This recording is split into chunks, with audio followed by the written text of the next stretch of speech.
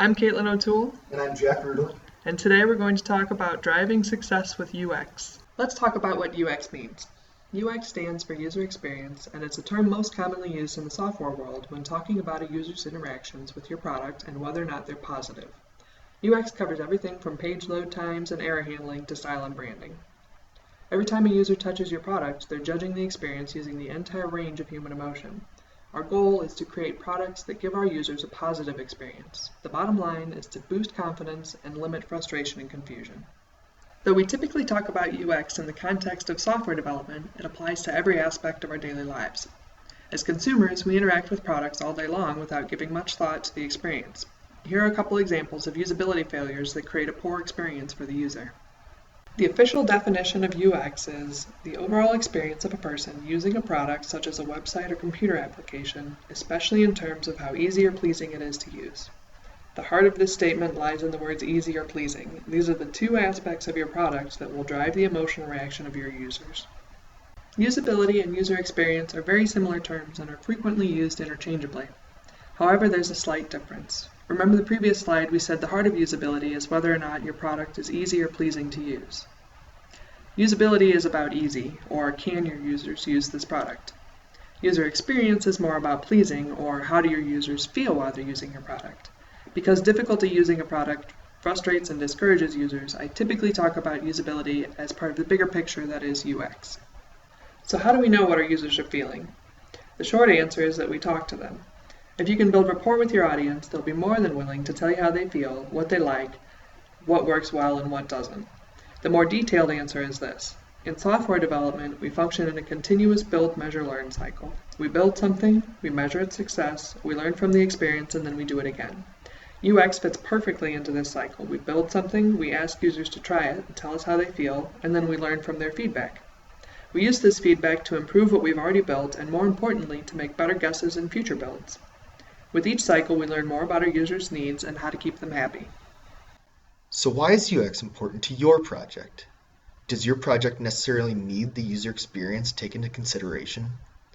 Clients sometimes see UX as an afterthought, or as a project component that burns unnecessary hours. The question arises, if the tool works, isn't that sufficient enough? Consulting time costs money, and you don't want to spend more money than you have to. But UX is not expendable, it is essential. We have identified some of the different business areas that we can lift with the implementation of a better user experience.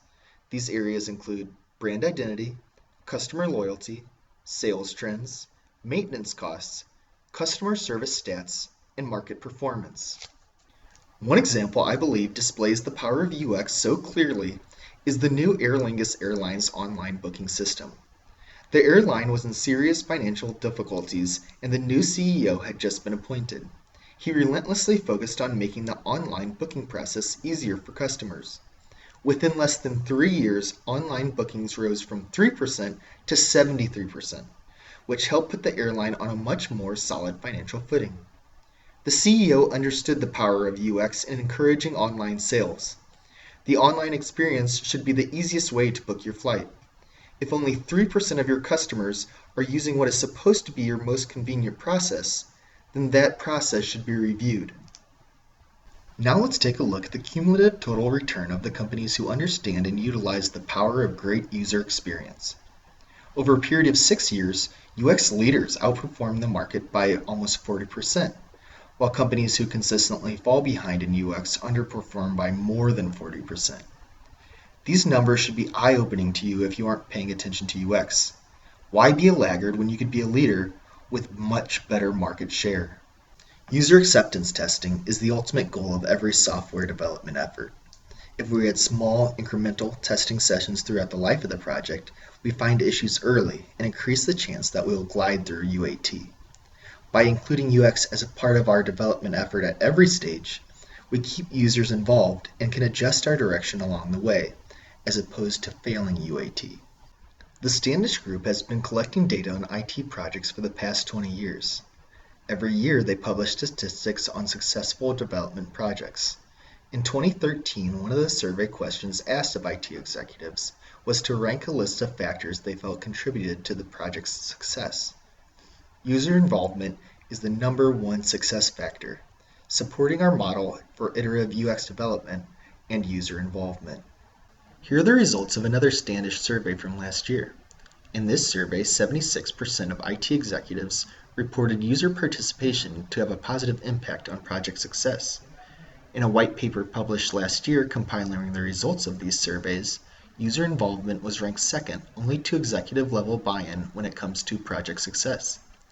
Without executive buy-in, it's risky to get a project off the ground, much less succeed. Here's a short list of measurable success factors in business-lived areas UX effort can assist. For public-facing products, a great user experience promotes your brand and increases sales while saving customer service cost. For internal tools, a smooth and intuitive user experience increases employee efficiency and retention while decreasing help desk and training overhead. Everyone treats UX a little different. At Oakwood, we combine build, measure, learn cycles with continuous value delivery while focusing on the minimally viable product. We call this the innovation factory. UX is a key component for true innovation and business change and a cornerstone of our process as a whole. Oakwood's approach to delivering tangible technical results is our continuous value delivery model. In this model, we focus on delivering incremental change, like most agile or iterative methodologies.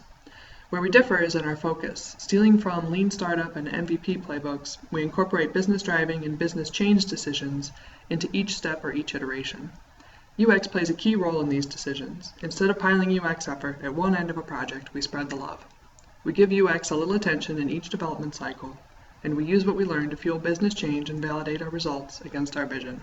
UX is a crucial part of the MVP approach and drives incremental learning in the BML cycles. Using BML and a structured CI methodology, we can build small components independently while still adhering to a larger vision. We do this by setting a framework for the general solution early. These are our guardrails for the conversation as well as design guides. We also free the dev, QA, and design teams to work directly with customers to incrementally build out the bigger vision. This approach frees UX from the need to define large complex designs, and it also reduces costs, noise, waste, etc. When we combine continuous value delivery and our MVP approach, we can clearly see the innovation factory model, which is the cornerstone of all Oakwood effort. It's our catalyst for business change. In this model, we consider business value, consumption, and outcomes up front, and we build a compelling user experience tailored specifically to these goals. Then we engage in a CVD process that constantly cycles through each iteration and advances what we started with the business outside the development cycle. Oakwood offers 3 different types of UX services. They can be used separately, or they can be combined to complement our entire development lifecycle. We use UX assessments to analyze the current state of a product's user experience. As consumers and producers of software products, we have the ability to provide some fresh perspective and help propose solutions. Our UX design processes realize this solution and solidify the project vision. Throughout the life of the project, we refine our designs based on feedback we gather from our UX testing sessions. Whether performed together or separately, our UX services provide unique insight at every stage of a project's lifecycle. Our UX services are also designed to foster rapid success. Paired with the innovation factory, we can take a project from idea to reality in a relatively short amount of time. I recently participated in the delivery of a mobile application to control Bluetooth lighting devices. The original estimates for this project were between 3 and 4 months. We kicked off a discovery session and used our design process iteratively to get the dev team started early. We stayed a step ahead at all times, and this software was demoed at an international trade show 5 weeks later, receiving rave reviews. Here's an example of how iterative UX effort can save development time. Figaro is an imaginary project I use for training purposes and when my team needs to look at a problem outside a certain context. In this example, it's a social media site for users to collaborate on artistic projects. We need an account creation screen where users enter a username and a password, select a list of interests, and can see a list of spotlight projects. This wireframe includes our required fields, the interest list, and the spotlights. Let's say it took about an hour to create the wireframe, and then let's roughly swag the development effort for the screen at 16 hours. When we finally get the screen in front of users, they give us the following 2 bits of feedback. A, it's pretty plain for a site dedicated to creativity. And B, I only care about spotlight projects related to my selected interests. This updated wireframe addresses both of these issues. So now let's do the math. It took about an hour to create the wireframe. It takes a 5-minute conversation to review the wireframe and 15 minutes to make updates. If it took 2 days to create this screen, I'm estimating these changes would take about 4 hours.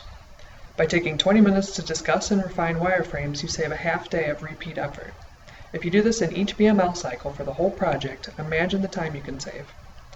And that's just one example. Our UX services are designed to complement every aspect of design and delivery in a lightweight and sustainable fashion.